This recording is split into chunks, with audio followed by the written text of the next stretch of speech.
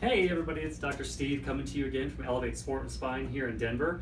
I wanted to talk to you today about balance, which is why we're in vertical mode here, so please don't crucify me for using that method. Basically, I want to talk to you about how our balance kind of affects our low back and why a lot of the patients that I see that have low back pain tend to have balance issues on either one side or the other. So one of the ways that I'll test my patients is to simply have them go into a single leg stance, and usually what I'll see with my patients that have low back pain is that they'll hike their hip up on the opposite side in order to sort of compensate and shift their weight over on the other side to give them a little bit more of a sense of balance here. So ideally what we should see when we go into a single leg stance is that the hips stay pretty level through here. And if they don't, then you'll usually find that there's a lot of trigger points and stiffness and soreness in this QL muscle on the side opposite from the side that we're trying to stand on. So I wanted to give you guys a few simple ways to work on your balance in order to kind of help your low back. But we need to make sure that when we're doing it, the first thing is that we're keeping those hips level. So usually what I'll have people do at first is just kind of watch themselves in a mirror and work on it a few times, just standing and lifting a leg on one side or the other, making sure that they're not hip hiking over here or that they're not letting that hip on this opposite side kind of kick out.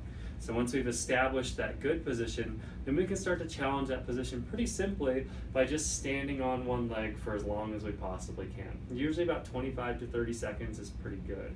If you can get that far without having any problems, then the next thing to do is to progress yourself to doing the same activity but keeping your eyes closed.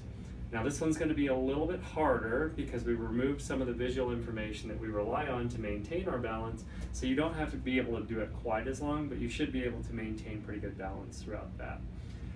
From there, then I'll usually recommend that my patients try working on some sort of unstable surface, be it like a pillow or something like that, or these kind of things, either a balance board like that, or what this is called an Airex pad, and it's just kind of a soft foam pad that we can use for challenging our balance on a more unstable surface. So what happens with this one is that my foot kind of sinks in, and now we can start challenging that balance again. Same sort of procedure that we went through before.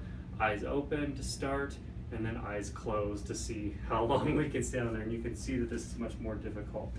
After that, once we have pretty good balance in more of a static way, then we can start to challenge it a little bit more with some active type of motions. For these ones, we need to again focus on good core bracing techniques, which you should check out the last video I made if you're kind of concerned about what I'm talking there. We need to make sure that we're bracing good, maintaining good spinal posture, and then we can challenge the single leg stance by kind of reaching out in a couple of different directions with our toe on the opposite side.